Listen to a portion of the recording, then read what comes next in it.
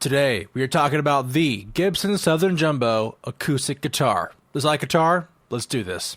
Now, you know how much I love a Gibson acoustic. I haven't had as much luck recently with guitars these days in the acoustics department, so I've been going with my Martin for some time. But just got my hands on a beautiful 2019 Gibson Southern Jumbo, and I'm excited to tell you, this guitar sounds really, really good. But first, a little bit of history on the Gibson Southern Jumbo. So, they've been around Gibson's repertoire for a while, like as early as the early 40s.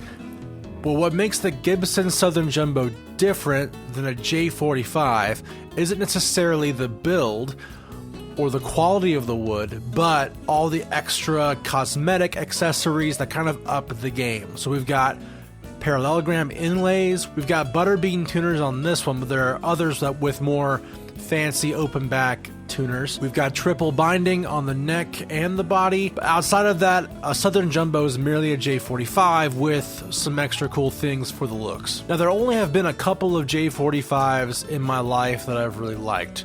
I got one in 2017 that sounded really, really great, but I've had a few from 2022 and then 2021, I believe, and I just wasn't a fan of the J45 quality. Now, I think Gibson guitars, 80% of the time, are going to sound like a Gibson, and what I mean by Gibson is they sound a bit like this. You know, I would say that the better a Gibson sounds, the closer it sounds to an actual Martin guitar. And those might be fighting words to some of you, but that's the reality of where I'm at as far as a guitar player.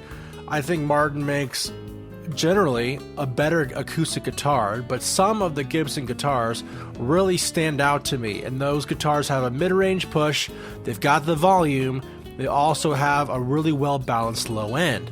And to me, those are all telltale signs of a good Martin as well.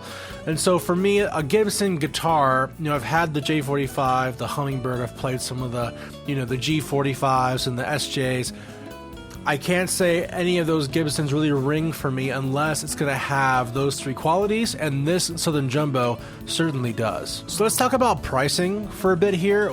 The Gibson Southern Jumbo is going to retail for around $3,500. That's a lot of dough for a J45 style guitar, even with the extra accoutrement, you could say, regarding the cosmetic things.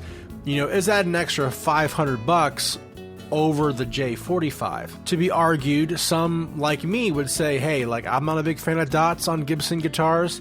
I'm going to spend the extra money to get the split parallelograms, right? But in the end, I buy most of my guitars used, so I would say this guitar is maybe worth around $25, $26 on the used market, and you can find a J45 used for about $2,000, but it's not altogether uncommon to find a J45 in that range anyway. But $3,500 is a tall order, especially when the Martin HD28s, which I would argue are a better build quality of guitar, are costing you $34, $33, right?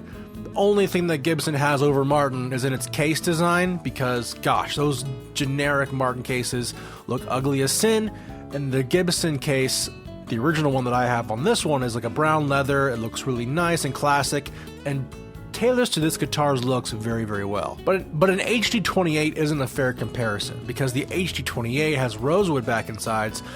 You would want to compare this to more of a Martin D18 style guitar, and even then at the price point, Southern Jumbo for $3,500, J45 for $3,000, you can get a Martin D18 standard in a natural finish for like $2,800 MSRP, which is a significant discount in price, and for what I would argue is a better balanced guitar, depending on where you're at.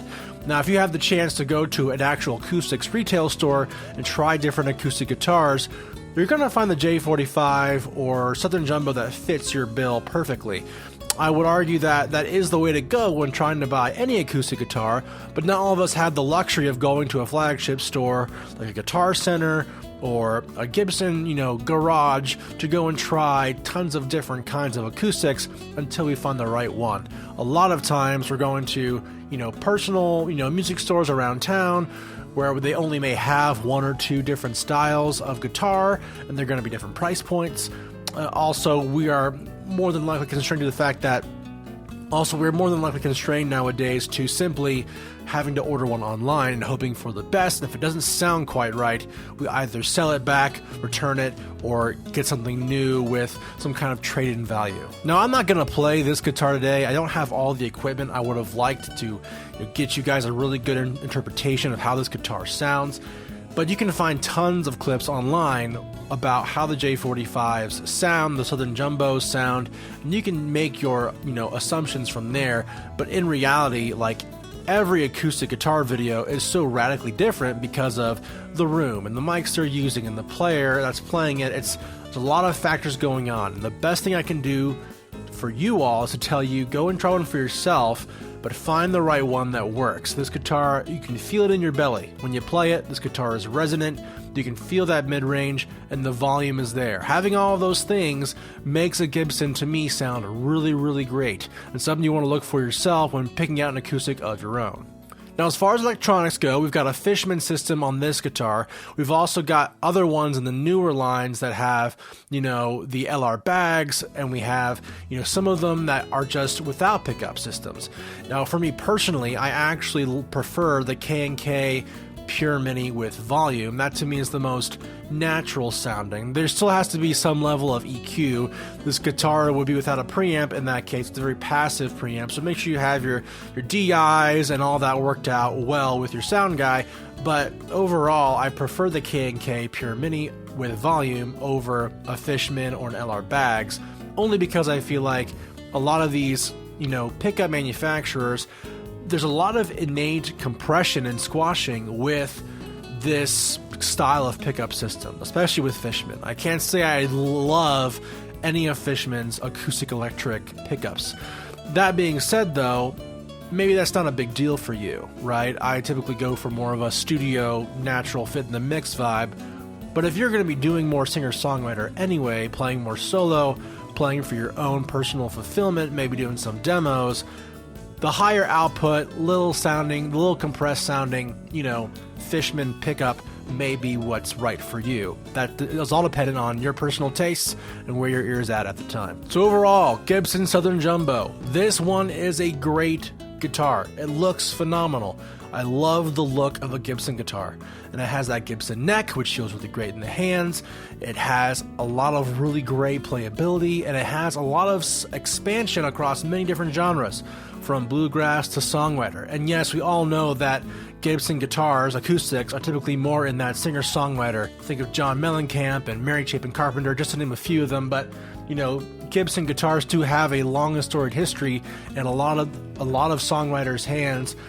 You would be remiss to look down on this guitar merely by just saying it's not a Martin. I think this guitar has a lot of great value, but you have to find the right one. And for that, guys, it's up to you. Guys, thank you for watching this video. If you liked it, please consider subscribing. I make videos all the time. If you are a fan of the Gibson acoustic guitar lines, I want to know what you guys like. What are you guys all playing?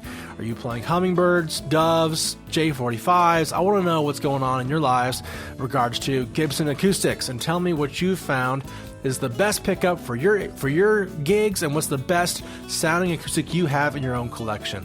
Good to hear from you guys, and we'll see you next time on IkeGuitar.